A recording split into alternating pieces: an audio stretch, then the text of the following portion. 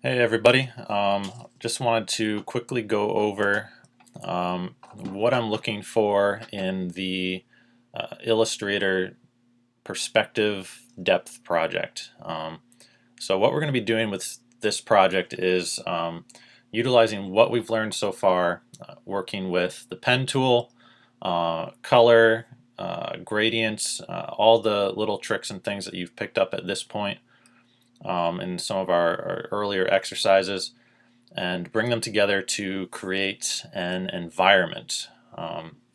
So the thing you want to keep in mind starting this out is you really want to create an environment that looks like people or something lives in it. Probably the thing that lends itself most readily to this is an urban environment where there's buildings or architecture of some kind, which a majority of these examples, that's what you're going to see. So let's take a look. First, starting out with what I do not want to see from you guys. These are things I don't want you to hand in, because this is not going to fulfill the requirements that I'm looking for in terms of composition and probably the time you're putting into it. So let's take a look at that. This here is a good example of what I'm not looking for. Not only is this feel unfinished, but it's, I don't want to say rather simplistic, but it's just not enough. One little thing like this with 2-point perspective is not going to get you a good grade. A lot of thought has not been put into the environment with this. It's basically it's a single building with a doorway on its own, and an attempt at a drop shadow here, or a cast shadow, not really working. Okay, so that I don't want to see. Another thing is, while this is kind of cool looking in how the forms are abstracted, not a lot of care has been given to this. It still feels very flat. As you can see, there's really got to be a reason for not going through with some of the details on this. Like the edges here aren't very clean. These buildings aren't finished. They look like cardboard cutouts, things like that. Just not a whole lot of time spent in getting these things to really fit the perspective that they were trying to use. So just pay attention to these kind of things, little details like this, finishing, taking this block that you're using as a sky and extending it off the screen so it crops in, little things like that. Here's another one. This one, not so bad. Just some little things that kind of bother me, like the trees feel very flat, almost like they were built in a head-on fashion and then squished to try and make it look like they were in line with that, so they appear very cardboard and cut out in comparison with some of the things that are going on with the building. Same with this telephone pole here and the wires. So not too bad, but not quite what I'm looking for. Okay, so here's some good ones. This is a nice one. This student really tried to capture some of the little details and little subtleties that really make this a nice environment. She really tried to capture this feeling of the sunlight coming through and illuminating this area. Played with some of the light and things like that. Even this subtle change in how the light moves around the form of this oven right here. Little things like that, how it moves around the cabinet. And even like trying to come in and establish some of this like little wood grain feel that is going on here. Just little things like that on the tile. Attention paid to perspective and how you can see the underside of these cabinets. Little things like that. So that's a good one. It's another good one. The student wanted to really work kind of with the idea of individuality. So what you can see here, you might not notice right away, is the lights on these bland cookie cutter buildings actually spell stand out. And right here we've got the nonconformist, obviously the artist who lives on this block. Their house is rather unique and individual by comparison with these other buildings. So a nice idea, nice concept. So I liked this one. This one here, whoops. This is not the actual depth project. This is the geometric exercise project.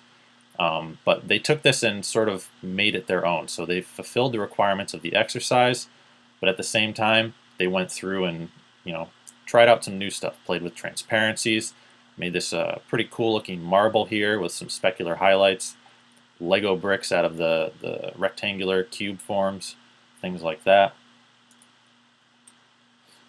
This one here uses like a lot of different transparencies and overlay to things.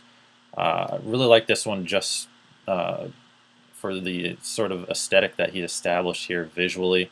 It's got a very abstract feel to it, and at the same time fulfills the requirements of the project. Some things I wish had been extended on a little bit further, like maybe this road comes over and sort of casts a little maybe darker shape form, almost like the road's overlapping this one. Little things like that, but I felt like this was a nice take on this project.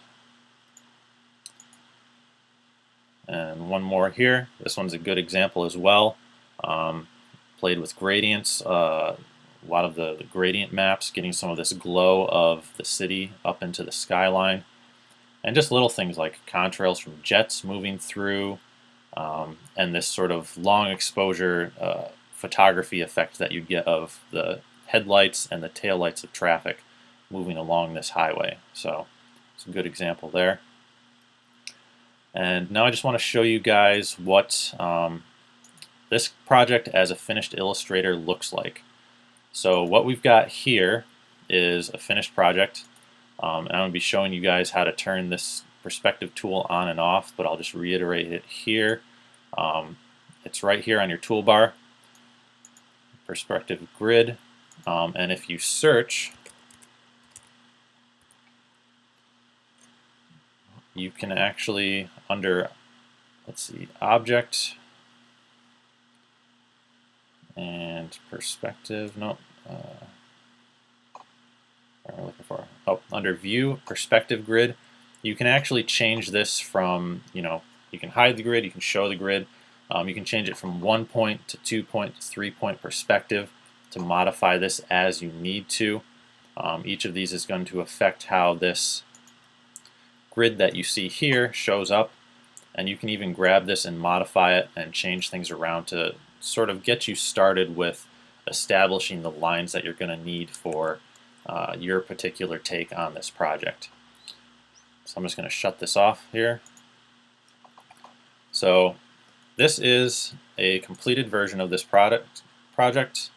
If we look here, our layers, everything's organized so they, things make sense to the student in terms of like foreground and background elements, things like that. And this is actually pretty easy for me to follow along with as well.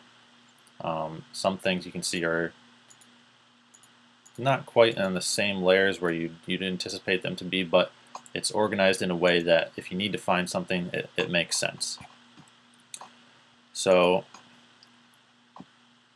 what we've got here is, if we unlock these, we can actually start to take a look. You can go through and see sort of how they've constructed these buildings. And what she's done here is, for a single building, you have basically a rectangular shape that makes up one side and then meets up with another one to follow along with that that perspective that you're looking at here. And little things like reflections on the window, so, hints that someone is at home or in the office working, glow of light, playing with transparency, same that was done with the moon up here, just playing with shapes and experimenting to get the effect that you're looking for in this project. So don't be afraid to play around with stuff like that. So really give thought to creating an environment that looks like, someplace you'd want to visit, someplace that's interesting, someplace that's occupied by people or living things of some kind, or even not living things. Like maybe decide to make a ghost town or something like that. So really give attention to detail, give attention to the environment, and really try to establish a mood, try to establish an emotion or a feeling that you get from the location that you're working with. And really try to push the depth as well. Don't be afraid to sort of over exaggerate the perspective a little bit. You can obviously do a bit more research than the resources that I'm giving you guys, and sort of dive into working with perspective a little more in depth. So this is what I'm looking for in terms of what you guys should be submitting, what you should be aiming for with this project. As always, any questions, talk to me in class, office hours, email me, the best way to get a hold of me if I'm not around. And good luck, guys.